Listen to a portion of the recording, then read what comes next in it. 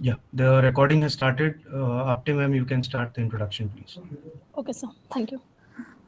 Good evening, all, and again, welcome to this wonderful second session. And this session, the guest lecturer, Dr. Pramod Kumar Hire, sir.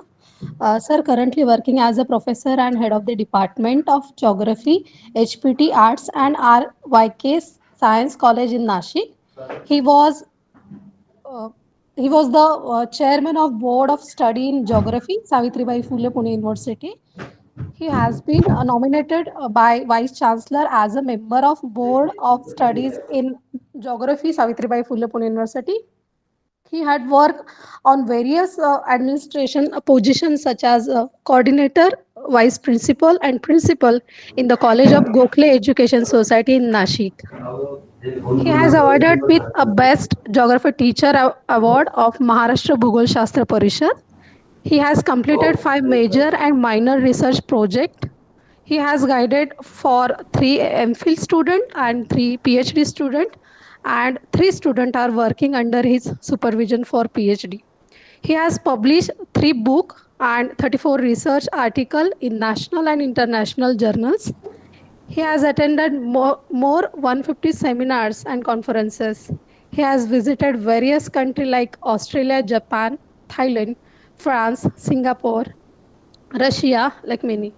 Sir, welcome, and I request you, please start the second session. Thank you. Thank you, Madam. Apte, Madam. Dr. Manoj Devne.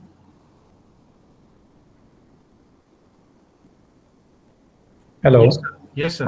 Yeah. Can I share my screen now? Sure, sir. Sure, sir. Yeah. Go ahead. Thank you. Yeah.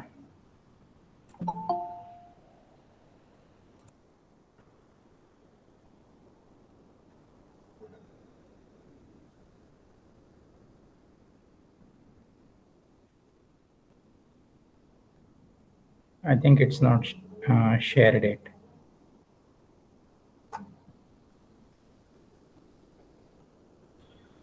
ॲरोच्या इथे sir पे करा. कोणत्या एरोच्या इथे? हाच का? Share screen. Present नाव present share स्क्रीनच्या ऐवजी यांच्या इथे प्रेझेंट स्क्रीन अशी टर्म असते. ते 3 डॉट्स दिसत आहेत त्याच्या डाव्या बाजूला. बर. ॲरो दिसतो.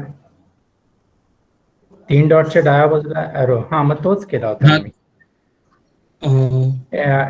युअर एंटायर स्क्रीन असं करू ना? तसंही केलं तरी चालेल, काय हरकत नाही. हा, पण ते नाही येते. नाही येते. अल्टर टॅब ना? एक तुला.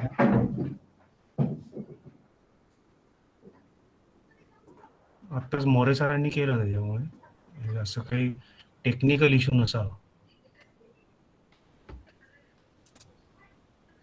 एक मिनिट.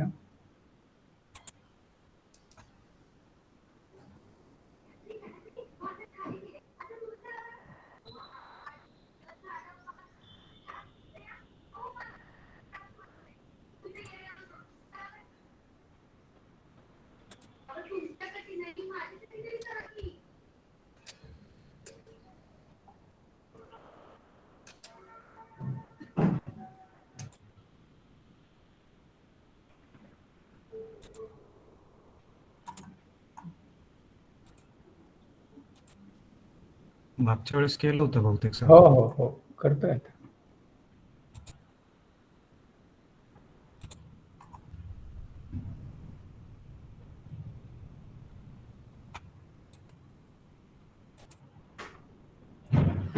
आला? हो, येत आहे सर, येत आहे. आलं सर, आलं. Yes, thank you. May I start, sir? Yes, sir. Sure. Yeah. Thank you very much, Apte Madam, once again for giving my introduction. I welcome all the dear participants of the PhD coursework, and I also welcome my friend, Dr. Manoj Kumar Devne, and who is the coordinator of this workshop, and Dr. Ganesh Dhare, who is the joint coordinator. The topic of my presentation you might have received in your schedule, It is the variation in hydraulic parameters for effective conveyance of discharges. For about last 29 years, I've been working on some of the rivers of the peninsular India, mainly on the Mahi River, Narmada River, Tapi River, and on some of the bedrock rivers which are flowing in the western part of India. And there are some of my observations regarding these rivers, particularly the alluvial Mahi, Narmada, and Tapi rivers. And I have tried to search in what way the discharges, the huge discharges, are being conveyed, are being transferred through the alluvial river channels of some of the bigger rivers, some of the largest or all the large rivers of the Western India, namely Mahi, Tapi, and Narmada. And here, what is importance in the conveyance of the discharges on these rivers? That is the hydraulic geometry. So hydraulic geometry plays a major role in effective conveyance of the discharges, particularly the huge discharges, floods, and large floods. In what way it plays the role? Before we start with that, it is necessary to learn about some of the concepts regarding the hydraulic geometry. And it is the part of methodology in many of the research papers, and it is one of the techniques that is used in fluvial geomorphology in particular and geomorphology in general. So this is the topic of my presentation. So let's see about the hydraulic geometry. Here I have written some of the points regarding the hydraulic geometry. It is one of the field-based geomorphic activities where we collect the data by direct observation from the field.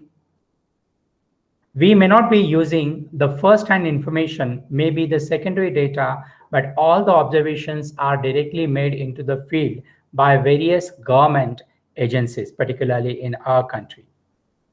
And this hydraulic geometry has proved of immense practical value in many of the cases, particularly in predicting channel changes, particularly the alluvial channel changes, because the channel changes mainly does not occur in case of the bedrock rivers.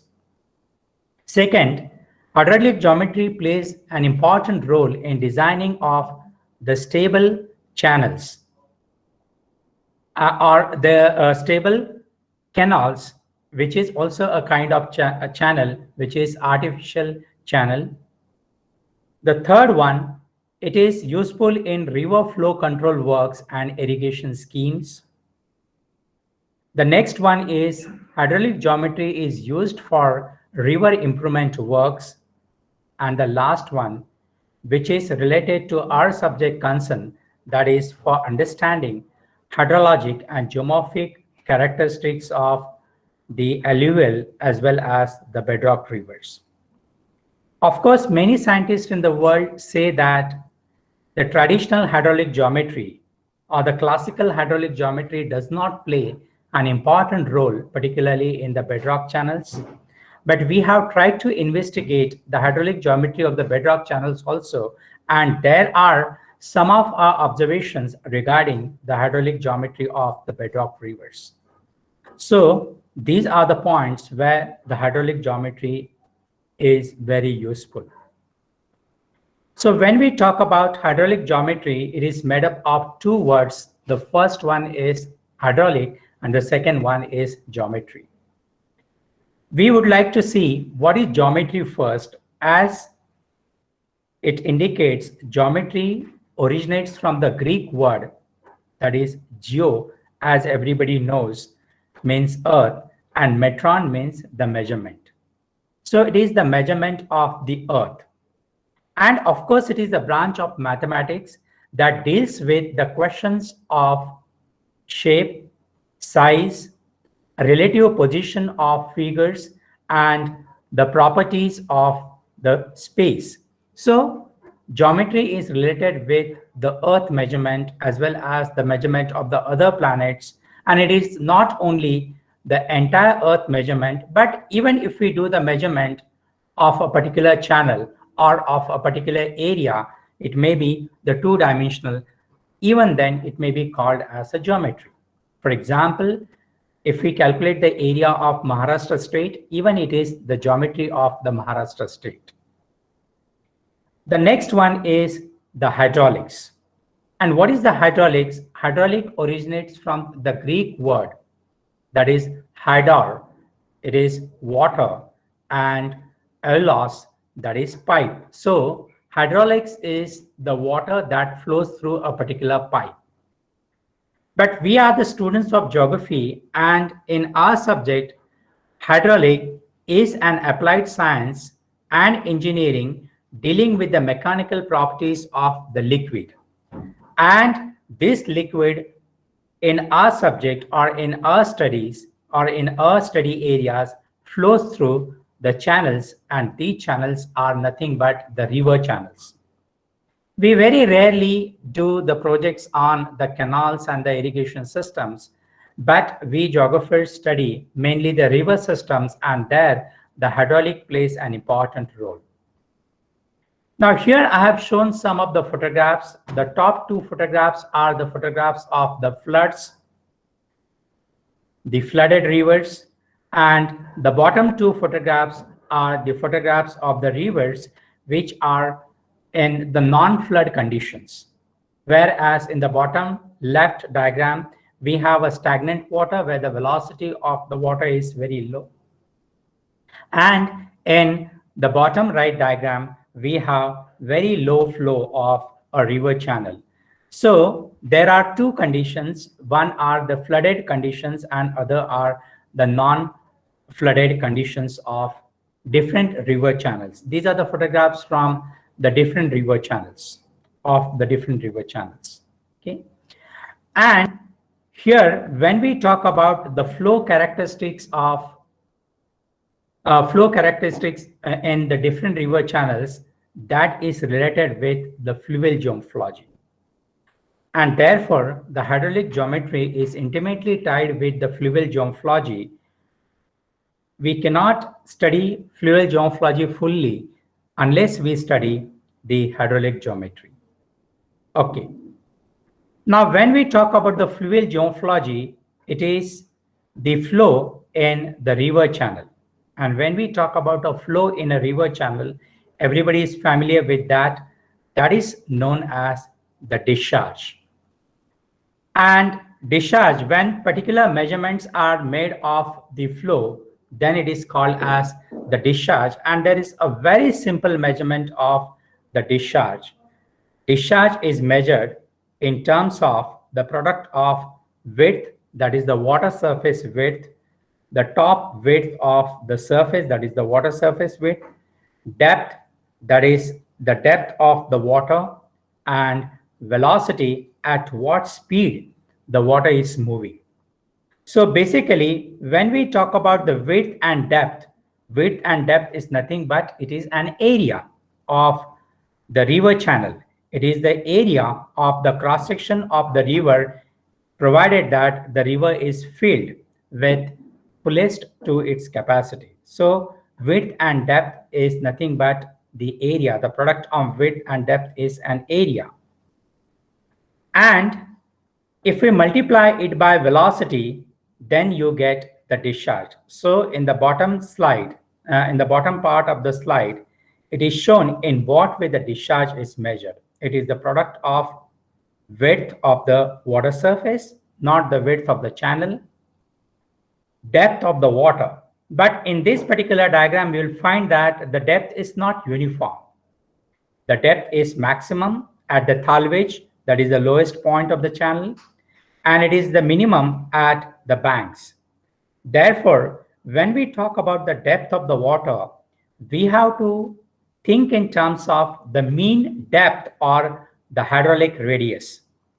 Now, how to calculate the mean depth? Say, for example, you are measuring the depth of the water at 10 locations across the river channel. So you have to measure the depth in meters and divide it by 10. That could be the mean depth.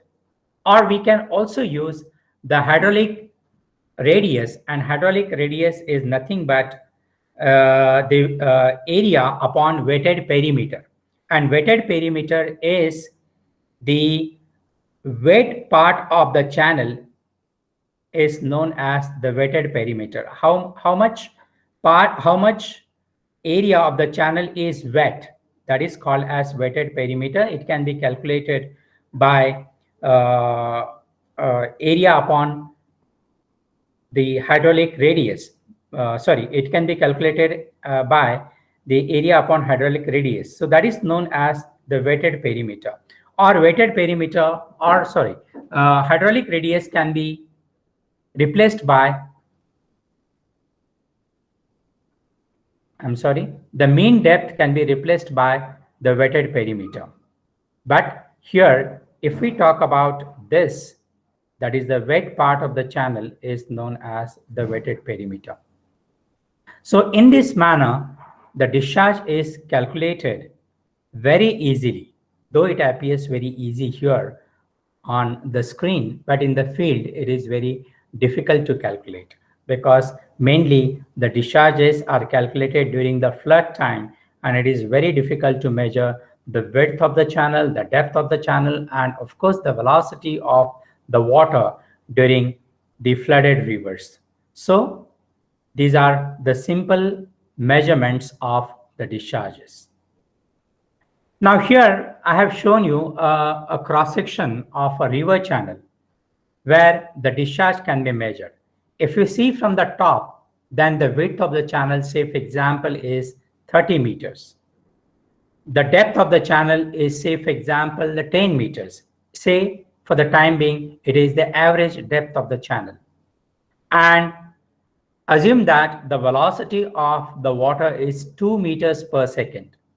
As I have stated earlier, discharge is the product of width, that is the water surface width, depth, that is the mean depth, and velocity, that is the flow of water at a particular point, that is called as velocity, and it is measured in meters per second. The other two parameters, say for example, width and depth, they are measured in meters. So how to calculate the discharge for this particular cross-section? I have shown you a hypothetical example that the width into depth into velocity, the width is 30 meters, the depth is 10 meters, say it is the mean depth, and the velocity is 2 meters per second. So there are three parameters of meter. Width is measured in meter, depth is measured in meter, and velocity is also measured in meters per second, but there are 3 meters. Therefore, the product of this is 600, that is 30 into 10 is 300 into 2 is 600 cubic meter, because there are 3 meter parameters. Therefore, it is the superscript is cubic, that is 3, divided by S, that is second. So what is the discharge for this particular hypothetical example? That is 600 cubic meters per second. Okay. So in this way, the discharge is calculated. So I have shown you a simple measurement of the discharges on this cartoon. Now let's see the next one, that is hydraulic geometry. Now what is the hydraulic geometry? It describes the way in which the width, of course the water surface width, depth, of course the mean depth, and velocity, of course it is mainly in meter per second or feet per second, the unit of measurement may be any, how they change, how these parameters change in response to discharge variations. And does they change as per the discharge variation? That is what we are going to see. And in what way these river channels play an important role in effective conveyance of discharges, that is also we are going to see. Now on a graph, you are aware that one variable is the independent variable and other variable is the dependent variable. So if you see the two variables on the bottom diagram, then of course on X that we call independent variable, and Y is always known as the dependent variable. Now, what is being plotted on axis X? That is discharge. So discharge is the independent variable. And what are plotted on the axis Y? Width, depth, and velocity, they are plotted on the axis Y because they are the dependent variables. Other important characteristics of the hydraulic geometry relationship are these relationships are calculated on the log scale. These calculations are done on the power law equations. Therefore, the discharge is also been converted into log values, and the width, depth, and velocity values, parameters, are also converted on the log values. So we have to plot these parameters on the double log graph paper, where the X, which is the dependent variable, which is the independent variable, and Y, which is the dependent variable, they are plotted on the log scales. Okay, so that is about the hydraulic geometry plotting. Now here we have to see what are the types of the hydraulic geometry relationships. There are two types of the hydraulic geometry relationships which are studied all over the world. Number one is the at a station hydraulic geometry. I'll be explaining to you, some of you must be knowing about. And the second one is the downstream hydraulic geometry.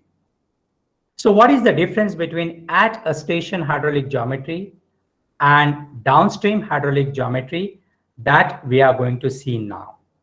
So let's see the first one, at a station hydraulic geometry. So in this diagram, at a station hydraulic geometry has been shown.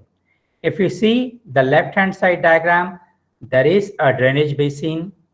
There are sub-basins which are demarcated by the divides of the sub-basins, which are known as the interflows. And the third most important aspect that has been shown in this diagram, there is A, B, and C. So A, B, and C are the three stations.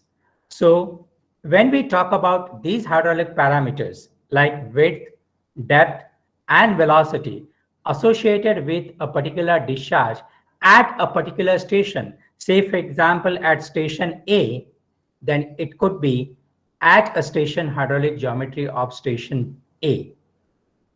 When we talk about these hydraulic parameters at station B, that is the width, depth, and velocity, then we may call it as at a station hydraulic geometry of station B.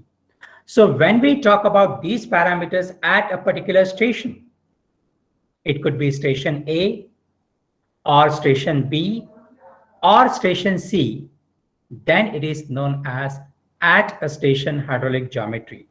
And these are the changes through a time. Here, the time is important because the station is fixed, but the time is variable. On the right-hand side, I have shown the cross-section at station B.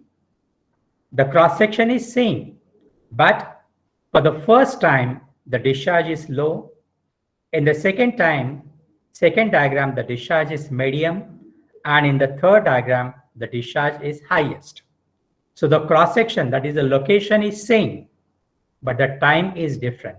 So when we talk about changes in these hydraulic parameters at different times, say for example in the morning, in the afternoon, and in the evening, these are just the examples, then the discharge is low in the morning, medium in the afternoon, and high in the evening.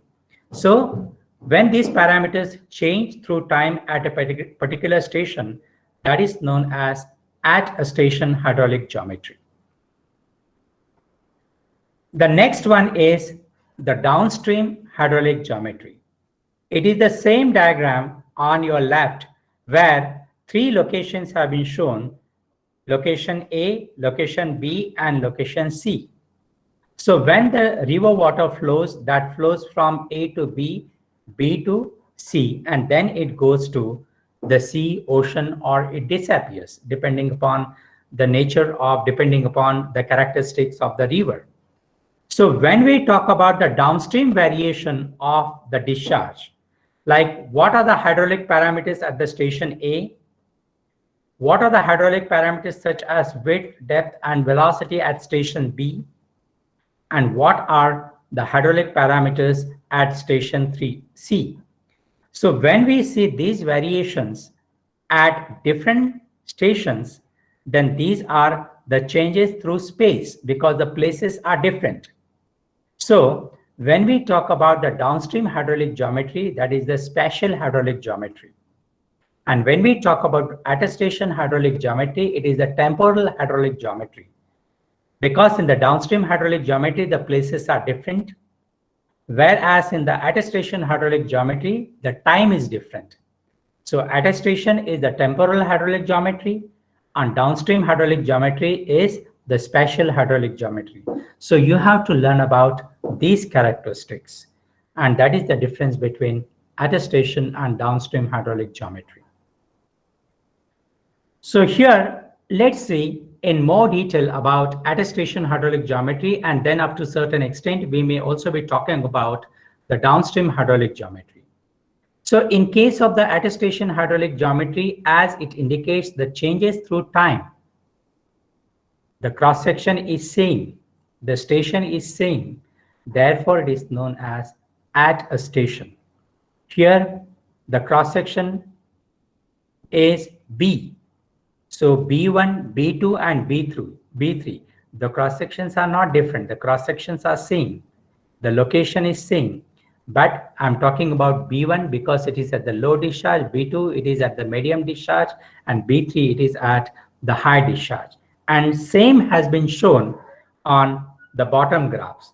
We can start from the extreme left.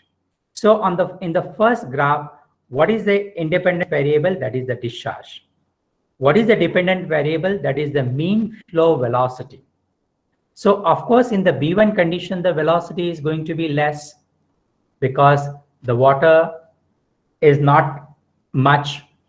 At B2, the velocity rises little bit, and at B3, the velocity is maximum. So what the bottom left diagram indicates, it indicates that as the discharge increases, there is increase in the mean flow velocity from B1 to B3 conditions. At low discharge, the velocity is less. At medium discharge, the velocity is medium. And at the high discharge, the velocity is maximum. Let's talk about the middle diagram. In the middle diagram, again, the discharge is shown as the independent variable on x-axis, and mean flow depth is shown on the y-axis. What are the changes in the depth at the same cross-section at different flow conditions? Of course, it is very easy to understand. If the water is less, the depth of the water is also less. If the water is moderate, the depth of the water is also moderate. And if the water is at fullest capacity of the channel, the depth of the water is also more. So in the middle diagram, also it shows as the discharge increases, there is increase in the mean flow depth at B1, B2, and B3 conditions. And almost same is applicable to the third diagram, that is the extreme right diagram. There also discharge is shown as the independent variable and channel is dependent variable. And as the discharge increases, the width of the channel, particularly in the above cross-section, increases. So these lines are nothing but the slopes of the lines, but we can't call them as the slope of the lines. These slopes of the lines in the hydraulic geometry indicate the rate of change of hydraulic variables. In what way the hydraulic variables change with discharge? So when we interpret the hydraulic geometry, we have to talk only in terms of rate of change of these variables, whether it is greater, whether it is moderate, or whether it is less. That is the rate of change. And the slope of the line indicates the rate of change. Say, for example, in the extreme right diagram, the slope of the line is little gentle. So the rate of change in width with the discharge is less. Whereas in the middle diagram, the slope of the line is steeper. So we can say that the rate of change is more as the discharge increases in case of the flow depth. So these are the rate of changes. The slope of the line indicates the rate of changes in these hydraulic variables as the discharge changes. So let's take the downstream hydraulic geometry relationship. Now, in case of the downstream hydraulic geometry relationship, we are talking about three different cross-sections. Cross-section at location A, cross-section at location B, and cross-section at location C. So see the top diagram. In the top diagram where the width is shown. So naturally, as the discharge is increasing is different at B from A and at C from B, the channel width is increasing, and therefore ABC is also increasing. That is, the channel width is increasing with increasing discharge. What about the mean flow depth? The depth of the water is also increasing. In cross-section, at cross-section A, the depth is less.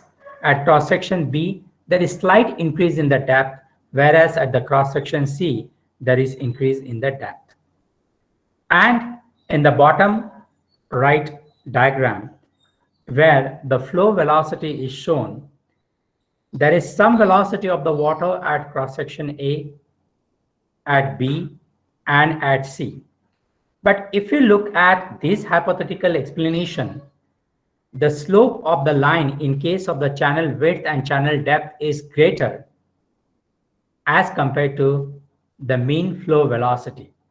What does it indicates that there is increase in the channel flow depth and channel flow width, but there is not much increase in the mean flow velocity because as the discharge increases, the flow velocity, particularly in this hypothetical example, is not increasing. And here too, the slope of the line indicates the rate of change of these hydraulic variables.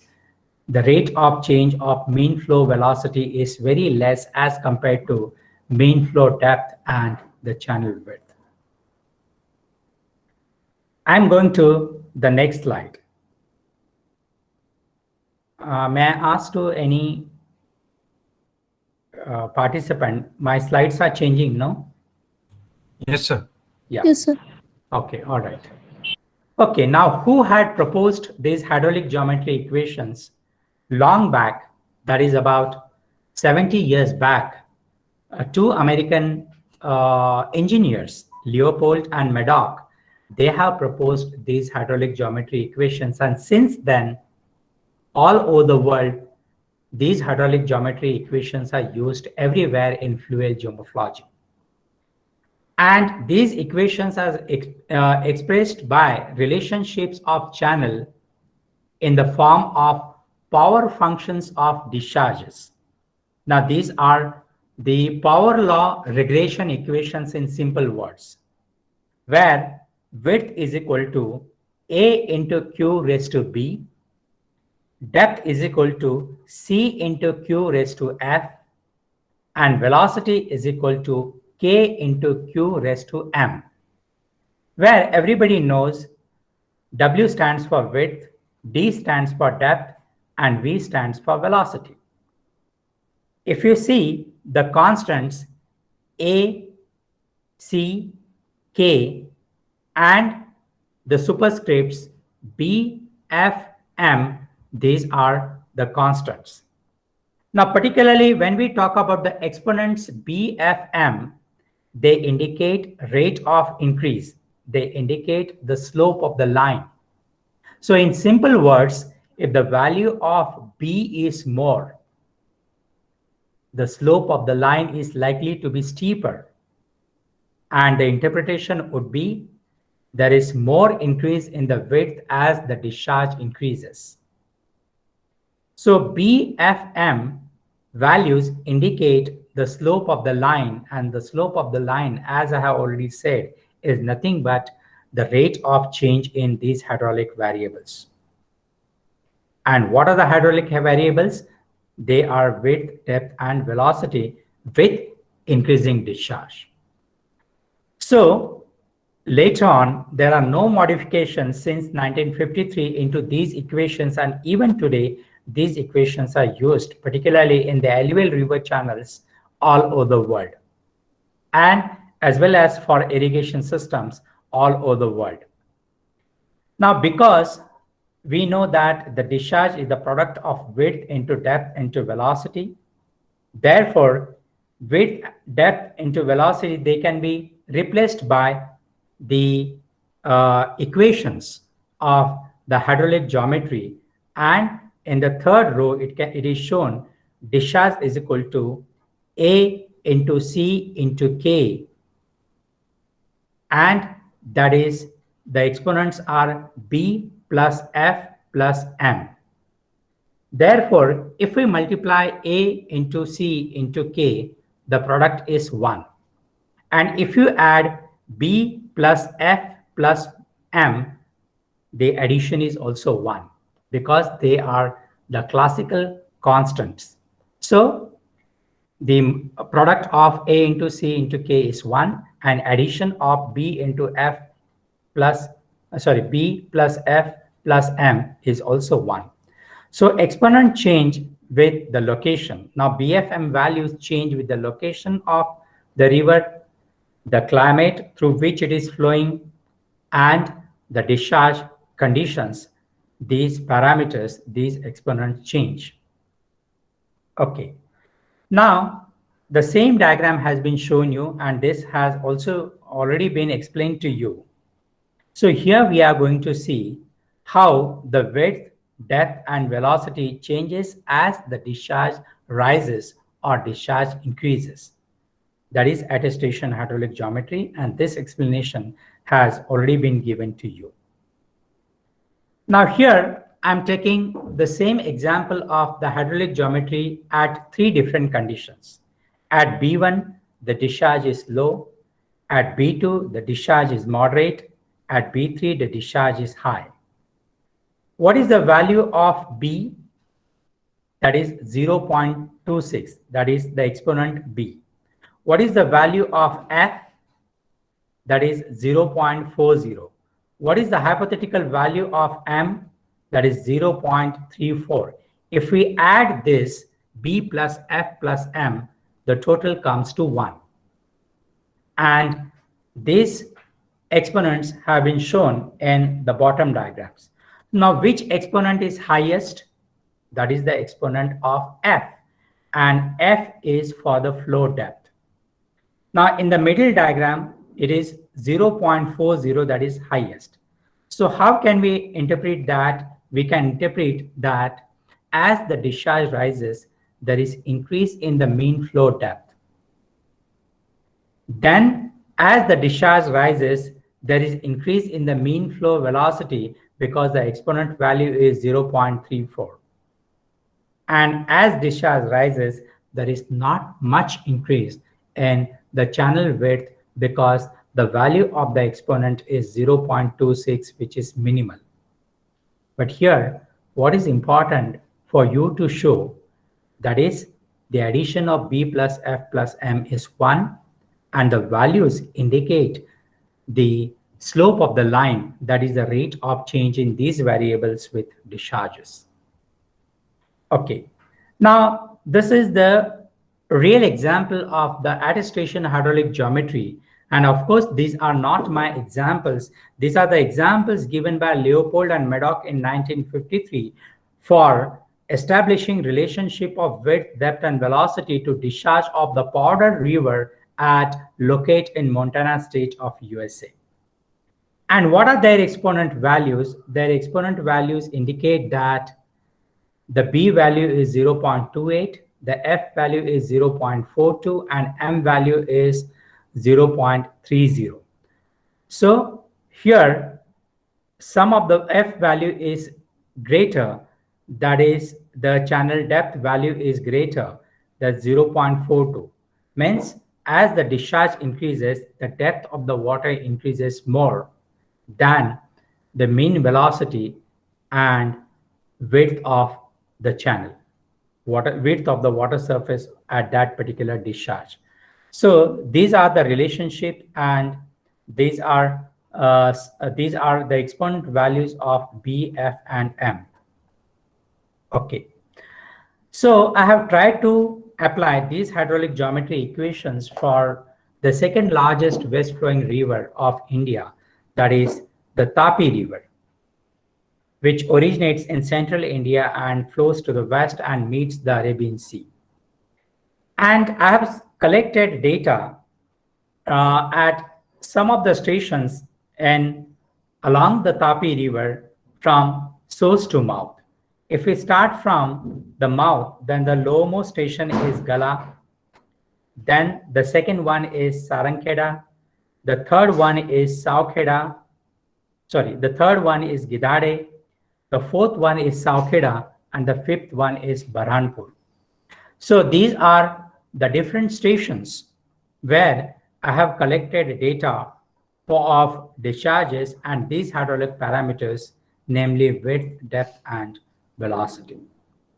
And I have applied the hydraulic geometry equations for these stations. And say, for example, at the Gala station, what is the characteristics? This is, and it is not only the collection of the discharge data and the data of hydraulic parameters, but I also had to collect the cross-sectional data, or sometimes it was necessary to measure the cross-section of the river channel. But in this diagram, I'm just trying to show you in what way these hydraulic parameters change with the discharges. Let's talk about the lowermost discharge, that is the bottom discharge in the summer season, where the flow of the channel dwindles. So the discharge is very less, and the width of the water surface is also very less, because that mainly flows through the thalwage of the channel. If there is little rise in the discharge, then the width of the channel increases little more. If there is more rise in the discharge, then the width of the channel increases. So from the lower discharges to higher discharges, there is increase in the width of the channel. But if you look at the shape of the channel, it is more or less box-shaped channel of the Tapi River at Gala. So there is not much increase in the water surface width as the discharge increases from the lower discharges to higher discharges. So the blue arrows, blue horizontal arrows indicate the water surface width, and there is not much increase in the water surface width from the low discharges to high discharges. Let's talk about the depth, and the green arrows indicate the depth of the water. And the height of the green arrows increasing. So that indicates very simple relationship. As the discharge increases, the water depth also increases. There is not much increase in the water surface width, but there is tremendous increase in water surface depth. And unfortunately, because it is not three-dimensional diagram and it is not the animation, I can't show you the velocity, but there is in general increase in the velocity as the discharge rises. And why there is general increase in the velocity? Because the roughness factor reduces tremendously as the discharge increases, and therefore the velocity of the water increases as the discharge increases from the lower discharges to higher discharges. So this is really a very classical example of the box-shaped channel of the Tapi River at Gala, which is located in the lower reaches of the Tapi River.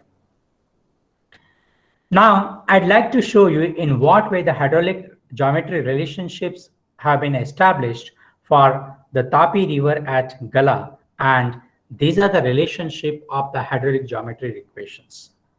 Now, on the left, there is the cross-section of the Tapi River at Gala, which is more than 500 meters in width. And on the right, there are three different parameters, diagram A, B, and C. In A diagram, what can we see? That is the discharge against width. The discharge is independent variable and the width is dependent variable.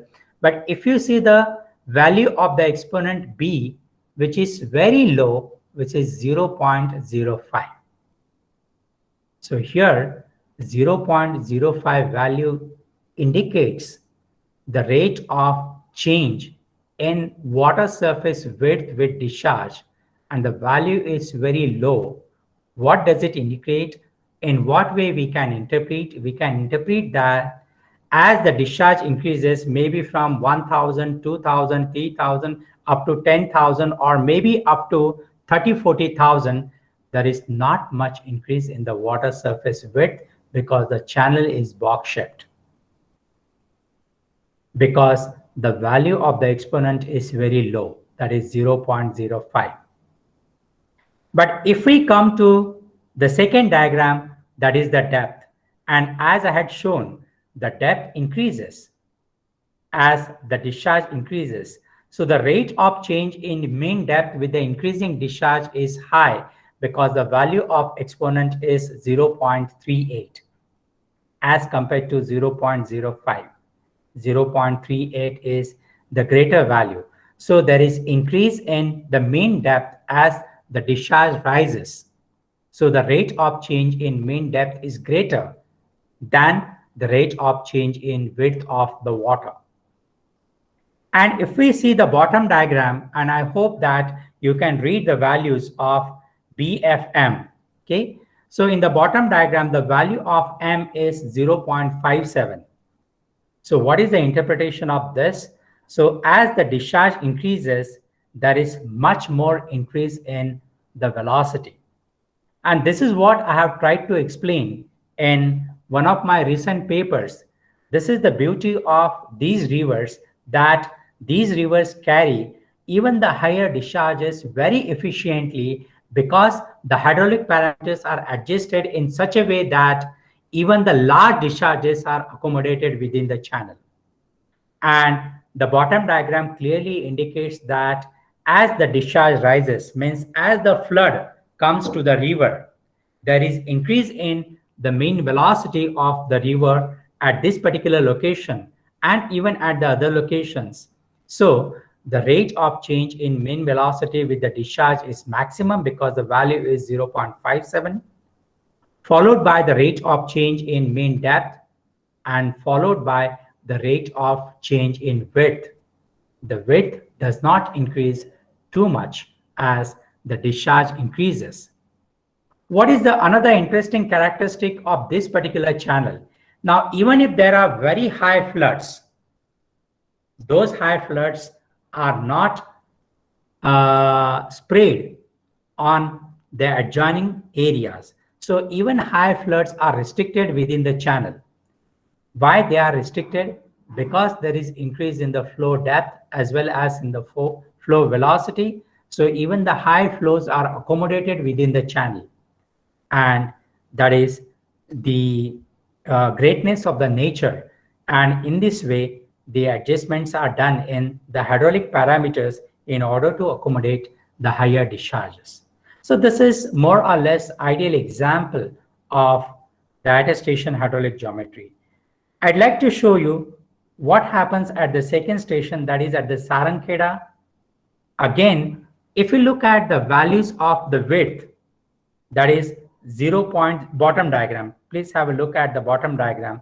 The width does not increase too much because the value is 0.02. The depth increases maximum because the value is 0.57. And the velocity also increases with the increasing discharge, but it is not higher. Like in case of the Gala station, the velocity increases faster than other two parameters, whereas in case of Sarankheda station, it is the mean flow depth that increases as compared to the velocity. But here again, it is interesting to note that there is not much increase in the channel width as the discharge rises. And the rate of change in width with the rising discharge is extremely slow because the value of the component B is 0.02. Again, it is attributed to the box-shaped nature of the channel. As the nature of the channel is box-shaped, there is not much scope in increasing width. There is the depth increases and the velocity also increases. So the width of the water surface does not increase much because the channel characteristics are like that. The next is the Saukeda station. In case of the Saukeda station, since the channel cross-section is different as compared to Sarankheda and Gala, it is not really box-shaped because here, as the discharge increases, there is possible increase in the width, and therefore the component value of the width is 0.21, whereas in case of the Gala and Sarankheda, which was very less than 0.1, but here 0.21. So there is increase in the width. It is attributed to a different channel cross-section. Then it is followed by velocity, which is 0.33. Then it is followed by mean depth, which is 0.41. So here, the channel is not really box-shaped. And because the channel is not box-shaped, there is increase in all hydraulic parameters. However, some of the parameters increase at the greater rate. Some of the parameters increase at the slower rate. So the rate of change in width is low. Then it is followed by mean velocity, which is 0.33. And the highest rate of change is in mean depth, which is 0.46. Okay? So this is attestation hydraulic geometry at Saukeda.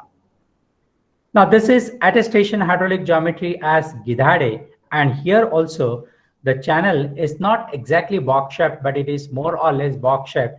And therefore, there is not much increase in the width, which is 0.11, but the depth increases maximum, that is 0.51, then the velocity, which is 0.38. So how can we interpret this diagram?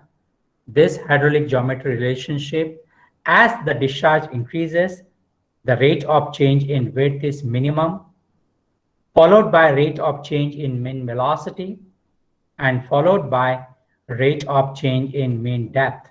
So there is increase in the depth of the water, and other two parameters do not increase that much. Here is the next station, that is the Tapi River at Barhanpur. And here the parameters are increasing. So there is increase in the width of the channel because the channel is say something different as compared to the previous channels. So there is increase in the water surface width, and therefore the value of B exponent is 0.24. The value of velocity exponent is also almost equal, that is 0.26. But the value of depth exponent is highest, that is 0.51. So in what way we can interpret this? We can say if the discharge rises on the Tapi River at Barhanpur, it is adjusted with the slow rate of change in width and slow rate of change in mean velocity. But the rate of change in mean depth is tremendous as the discharge increases, because the value of the exponent is 0.51 and the addition of all these exponents values is 1. We also have tried to establish hydraulic geometry relationships for in concern with the research topic of one of my students, as well as we also have published one paper on this.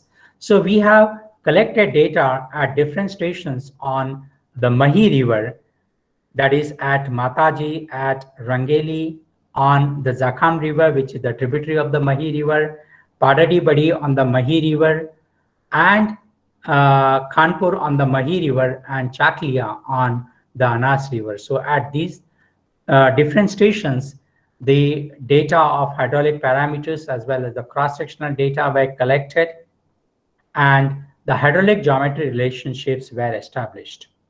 And these relationships have been shown. Nothing is visible very clearly, but they are the diagrams, as I have shown you, the diagrams for the Tapi River at different gauging stations. So these are the attestation hydraulic geometry relationships on the Mahi River and on one of its tributaries, that is the Anas River. Okay. So I'm not going to explain you this in detail because the detailed explanation has already been given to you earlier for the Tapi River. Now let's see something about the downstream hydraulic geometry. Unfortunately, because of paucity of data and because of the construction of dams across various rivers, we cannot really apply downstream hydraulic geometry relationships for various rivers on various rivers of India, because the dams are constructed almost across all the rivers in India. Because we do not get the real-time data in case of a single flood event at different cross-sections along the river. Therefore, application of the downstream hydraulic geometry is almost impossible task on some of the Indian rivers unless the river is not dammed. And if the river is not dammed, the dams are not constructed across the river, and if the data are available, then we can also apply downstream hydraulic geometry equations along the Indian rivers. But everybody knows that the rivers are dammed all over India, and therefore application of the downstream hydraulic geometry equations are not possible, is not possible. Okay. Now, in this case, this was also explained to you earlier. Here, there are three stations, station A, B, and C, and these are different exponents on your extreme left, that is B, and the B stands for width, F stands for the velocity, the F stands for the mean flow depth, and M stands for the velocity, and addition of these exponents is equal to 1. So we have not applied downstream hydraulic geometry equations for any rivers here, because we know that the real-time data are not available along the Indian rivers. Okay. Now, these are the downstream hydraulic geometry equations given by Leopold and Maddock. And here the discharge has been shown in cubic meters per second. This is the mean annual discharge. And what their studies indicate that there is not much increase in the width of the channel, because it has to be the depth, because by mistake it is written width. Okay, so there is not much increase in the velocity of the channel because the value is 0.1, but there is increase in the mean depth because the value is 0.4, and there is increase in the channel width because the value is 0.50. So this is the example given by Leopold and Maddock in 1953 for establishing the downstream hydraulic geometry equations on the Powder River at Locate. No, these are at different rivers in USA. Okay, that is Bighorn River and its tributaries in USA, and it was at a station for the Powder River at Locate. Okay. Now, what are the observations? What are our observations in case of the hydraulic geometry relationship at various cross-sections? A fair amount of variation between different cross-sections, because as the cross-section of the river is not uniform everywhere, the shape and sizes, there is variation in these hydraulic parameters. If the channel is wide and shallow, if the channel is very wide like a saucer and shallow, the depth is not much, the width tend to increase faster than depth. So the exponent B is greater than exponent F. Whereas in deep narrow channels, where the width is not much and the depth is greater, it is the depth that increases faster than width. So the rate of change in the rate of change is F is more than rate of change in rate of change in F, because there is not much increase in the width and there is only increase in the depth. I'd like to show you two photographs that will show you in what way the hydraulic parameters change. So this is a bedrock channel, that is the bedrock channel of the Par River. And if you look at the channel, and you can also see some of the persons standing here, isn't it? So you can imagine how wide the channel is. What is the shape of the channel? It is shallow channel. It is wide channel. Means if the flood comes at this location, there is possibility of increase in the width. So the width will increase tremendously and the depth of the water will not increase that much. But the rate of change in width will be much higher at this particular location as compared to rate of change in mean depth and mean velocity, because the channel is wide and open. The another example I'm giving you, a very narrow box-shaped channel of the same river. And if you look at this cross section, even if the discharge rises, there is no scope in increasing width. The width of the channel will not increase. The width of the water surface will not increase. So if at all we apply the hydraulic geometry equations at this particular location, the value of the exponent of the width will be very minimal, because there is no chance of increase in the width. But the depth and velocity will increase tremendously. So these are the characteristics in the narrow deep channels where the width does not increase much and that depth and velocity increases tremendously. So this is again a classical example of the box-shaped channel. Now the changes in velocity are greatly influenced by several factors such as flow resistance and the volume of water at the cross section. As the flow resistance increases, the velocity is less, and as the volume of the water increases, as the discharge rises, the velocity also increases. So in general, where the flow resistance is high, as in case of the braided channels, where the bars increase the roughness, the velocity tends to increase at a slow rate. So the rate of change in velocity in case of the braided channels is very less, and therefore the value of the M coefficient will be very less, that is lower M value, than the channel with less flow resistance. Okay. Now, what are the conclusions on the basis of the studies on different river channels? We have studied the alluvial river channels as well as the bedrock river channels. What are my conclusions or our conclusions through different research papers as well as the research papers of some of the other authors in case of some of the major west flowing rivers of India? And the conclusions are, even high flows that occur at the interval of a decade, at the interval of 10 years or little more than 10 years, are accommodated within the channel. And the beauty of these rivers is the overbank flooding is very rare.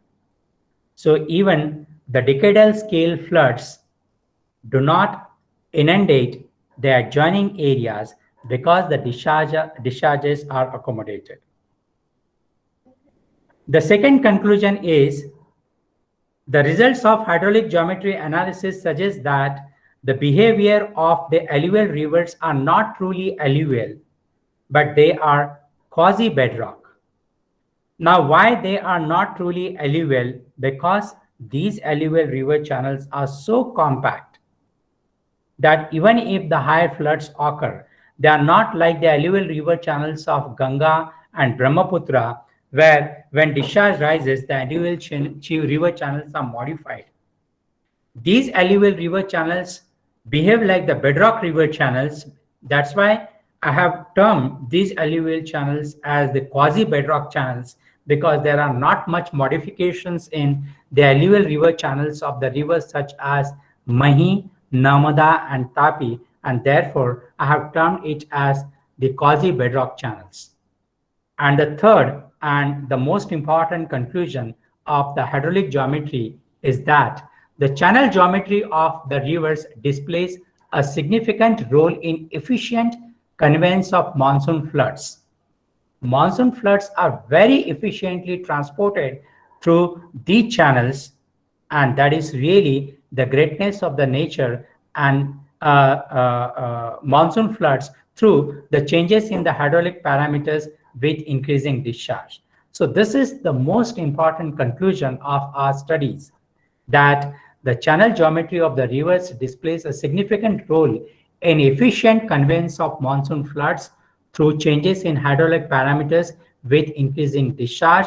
The changes are made in such a nice manner naturally that even the large floods are accommodated within the channel, and overbank flooding in case of these rivers is very minimal except at few locations. So with this, I thank you all, and these are some of our research papers published on the hydraulic geometry. The first one is the changes in hydraulic variables with discharge on the Tapi River. It is the role of channel geometry. The second one is attestation hydraulic geometry of the Mahi River is special implications to annual maximum series, that is the annual discharges. So these are the two research papers published on the hydraulic geometry by me and some of my students. So with this, I thank you all. And if there are questions related to this, the questions are invited. Please. Thank you, sir. Questions for the resource person, please.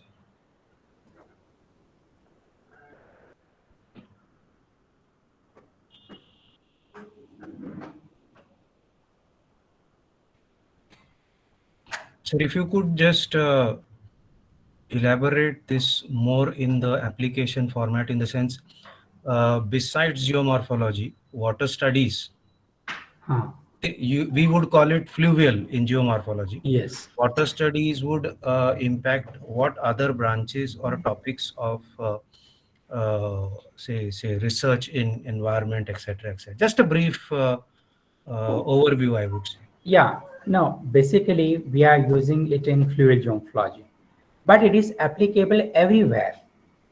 And that's what I'm telling you. I mean, we have studied. I'd like to give you one example of, again, the Tapi River, which is the area of my PhD research. And there we found that even the century scale floods, the floods which occur after every 100 years, even those such big floods are accommodated within the channel. And there is only overbank flooded only in the lower reaches of the Tapi River, particularly at the Surat. Surat is located near the mouth of the Tapi River. So the flooding had occurred in last 100 years or 120 years only at the Surat. Elsewhere, these high discharges are accommodated within the channel. No doubt there is some kind of submergence here and there, but there is not large-scale submergence as it occurs in case of the lower Ganga River, particularly in West Bengal, and Ganga and Brahmaputra rivers in Bangladesh. Okay, so there flooding occurs everywhere, but it is not in case of these rivers, namely Mahi, Tapi, and Narmada. So this is again the application of the hydraulic geometry. Why? There we can say, even if the large floods occur, and nowadays the floods are man-made also, because when the water is released from the dams, suddenly the flooding occurs. Even at Nasik, the flooding occurs in the nearby areas, and many apartments are flooded, which are constructed on the bank. They are the man-made floods.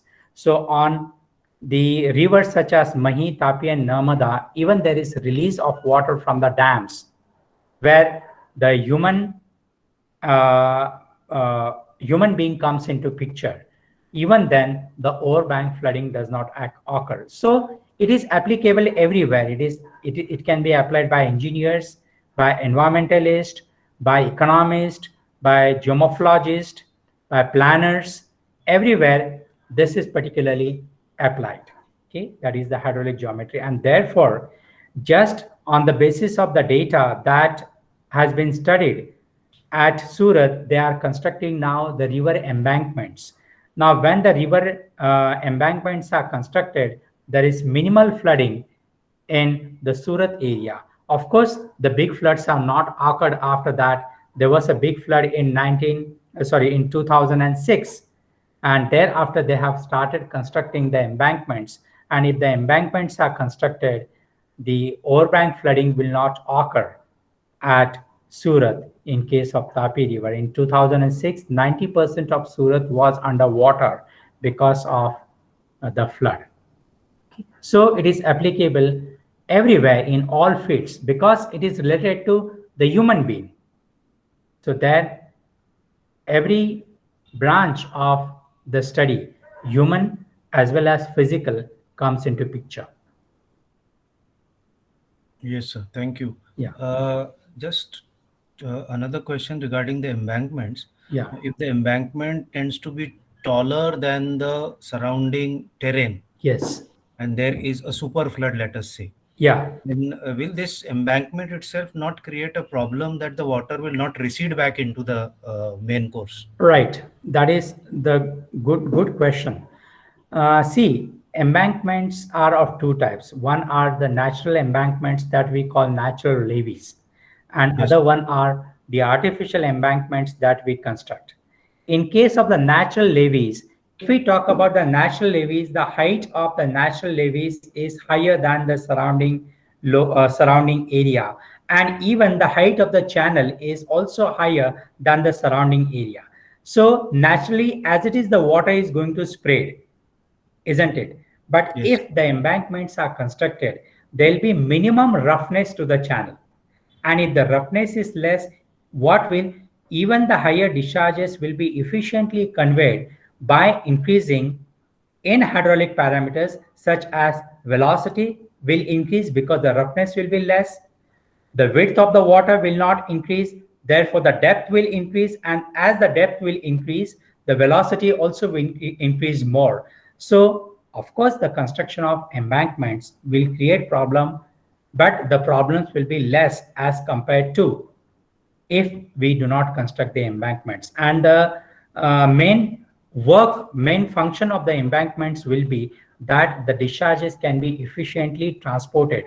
They will be appearing like the canals. As in case of the canals, the discharges are efficiently conveyed. So like that, the river channels after construction of artificial embankments will act as the canals.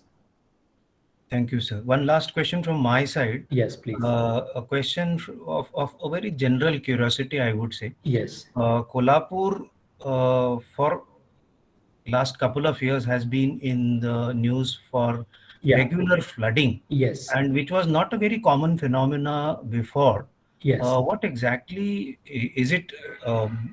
As you said, human flood in the case of Nasik also. Is it to do with that, or is there something more that more severe floods are occurring in and around Kolhapur? No, it is attributed to two important reasons. Now, the flood that had occurred, I think in 2018 or 19, at that time also it was flooded. It was flooded due to, there was the effect of back flooding. But now this year, it may not be because of it is not because of the black flooding, it is because of the intense rainfall. So what we thought earlier that the Kolhapur and other areas, Sangli, Satara, other areas are flooded mainly because of back flooding, but this year it is mainly because of the intense rainfall. So intense rainfall has contributed to the flooding of the Kolhapur and Sangli area, whereas 2 years back it was the back flooding of the water, and the water was not allowed to pass through the channel, and therefore the overbank flooding took place in that area. But we cannot say that the flooding has increased in the recent time. It has increased because of the construction of dam. Sometimes it increases because of the intense rainfall. And at the same locations, these are two different conditions. One is little effect of the black flooding as well as the intense rainfall. And this year, it is mainly because of the intense rainfall. The flooding has occurred in that area. And the next one, the channels at these locations, the river channels at these locations are not really very deep. Right. The slope of the channel is also not very steep, and therefore the discharges are not conveyed very efficiently, which occurs in case of the other three rivers, which I'm talking about, Mahi, Tapi, and Narmada. And the amount of rainfall, particularly in the source areas of these rivers, the Krishna, in the source area of the Krishna River, the amount of rainfall is very high. Say, for example, the average annual rainfall of Mahabaleshwar is more than 6,000 millimeters per year. And if there is intense rainfall in these areas and intense rainfall in the Koyna Reservoir area, and if there is release of water from Koyna Reservoir, the flooding tends to occur. So it is the combination of three important factors. Number one, back flooding of the dam which is constructed in Karnataka. What is the name of that dam? Almaty Dam. The second one is the intense rainfall, and the third one is the release of water from the dams. Right. The flooding can occur. Sir, in this same context, I remember reading a small newspaper article and I wanted a confirmation from your side for it. It said that flooding of Kolhapur is basically because of construction of the highway, the Bangalore highway that passes through it, and the upcoming of these open sort of banquet halls around that particular area. How true should we consider that also? Yeah. I'd like to give you an answer of your first question that highway construction of highway certainly will not affect, because if the highway is constructed, then bridges are constructed in such a way that the discharges can be easily transported. So construction of highway, I think, does not has played role in flooding. Second point which you have raised, so many banquet halls are constructed. That is true, because nowadays what is happening, the human beings are encroaching upon the river channels. Right. And when there is encroachment in the river channels, the first and foremost change that takes place, that the width of the river channel increases. And if the width, decreases. Now, if there is constriction in the river channel, and water has to flow wherever it finds its path, and therefore the overbank flooding takes place. So there is too much encroachment in the river channel. Particularly, we have been studying the flooding at Nasik, and so many areas along, in Nasik city get flooded because the apartments and buildings are constructed within the river channel. They are in the flood lines, and therefore the flooding is going to occur. So if there is construction within the river channel or near the river channel, then we cannot avoid flooding. Okay? And such channel encroachment has been stopped. Maybe I think 2 years back or last year, there was tremendous flooding in Pune also because of the torrential rain. Yes, sir. And that is also attributed to the encroachment in the small streams in Pune city. Yeah, that is Ambiloda. Ambiloda, yes, sir. Yes. And that everybody must have experienced and seen some of the movie clips of that flooding. Yes, sir. Yes. Yeah. Yeah, participants, if you have any questions, you can raise your questions for Professor Hire.